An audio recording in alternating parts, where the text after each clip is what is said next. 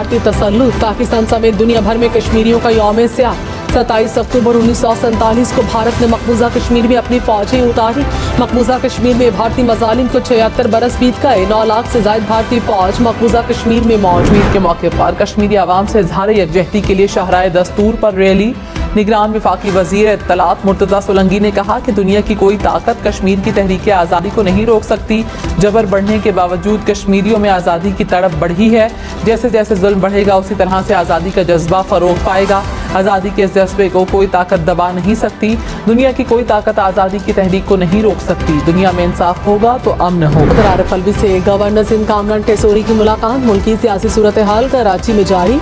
विफाक के तरक्याती मंसूबों पर तबादला ख्याल। गवर्नर सिंध के निगरान वज़ीर आज़म अनवारुल हक काकड़ से भी मुलाकात। लाहौर में 3 भाइयों समेत 4 अफराद कत्ल, 1 बच्चा जख्मी। चूम के इलाके में फायरिंग का वाक़या पेश आया। पुलिस ने जाए वक़ुआ से शवाहिद इकट्ठे कर लिए। कहा इब्तदाई तौर पर वाक़यात दुश्मनी का लग। कराची, लाहौर, इस्लामाबाद समेत मुल्क भर में PIA का महदूद पैमाने पर फ्लाइट ऑपरेशन। तर्जुमान PIA ने कहा संगीन चैलेंजेस का सामना है।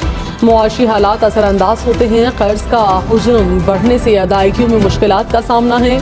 उम्मीद है 7 से 10 रोज में सूरत हाल बेहतर हो जाएगी। कौमी एयरलाइन की बंदिश की खबरों को बेबुनियाद करार दी। डॉलर 280 रुपये 57 पैसे का हो गया। इंटरबैंक में डॉलर 48 पैसे महंगा। स्टॉक मार्केट में कारोबार के दौरान मंदी। 100 इंडेक्स में 241 पॉइंट्स की कमी। सोना सस्ता होकर 2,11,000 का तोला हो गया। जमात इस्लामी सिराजुल हक ने कहा पाकिस्तान में आइन के मुताबिक नहीं बल्कि हालात के मुताबिक फैसले होते हैं।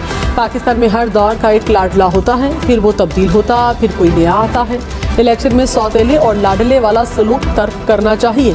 इलेक्शन कमीशन इंतखाबात की तारीख क्यों नहीं दे रहा? इलेक्शन के लिए सब तैयार हैं, ताख़ीर नुकसानदेह साबित होगी। वज़ीर इत्तलात पंजाब आमिर मीर ने कहा गैर कानूनी मुकीम 33,000 गैर मुल्कियों की निशानदेही कर ली। 1 नवंबर से कार्रवाई होगी। 31 अक्टूबर के बाद भी रज़ाकाराना तौर पर जाने वालों को इजाज़त होगी। दस्तावेजात न रखने वालों को रिपोर्ट किया जाएगा। इस्तेहकाम पाकिस्तान पार्टी फिरदौस आशिक अवान ने कहा नया पाकिस्तान का नारा 9 मई को दफन हो गया। माजी में जो हुआ इस जैसा संगीन मजाक दोबारा नहीं होगा। PTI के लोग हमारी जमात में खड़े हैं। इलेक्शन कमीशन इंतखाबात के शेड्यूल का ऐलान। पुलिस ने चालान की रकम से 20% हिस्सा मांग लिया। महकमे खजानों को समरी भिजवा दी। कहा जुर्मानों से हासिल रकम तरक्याती कामों में इस्तेमाल की जाए। कानूनी मुकीम गैर मुल्कियों के लिए पाकिस्तान छोड़ने की मोहलत में 4 दिन बाकी। 31 अक्टूबर तक पाकिस्तान छोड़ना होगा। 1 नवंबर से कानून नाफिज करने वाले इदारे कार्रवाई करने। साइफर केस में अदालती फैसले पर अदम एतमाद का इजहार कर दिया। तर्जुमान PTI ने कहा अदलो इंसाफ तक रसाई शहरियों का बुनियादी आईनी हक है।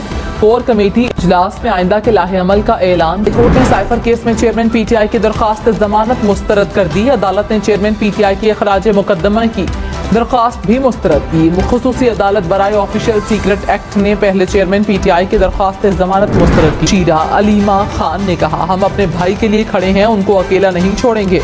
हफीजुल्लाह नियाजी से गुज़श्ता 10 साल से खानदान का कोई ताल्लुक नहीं।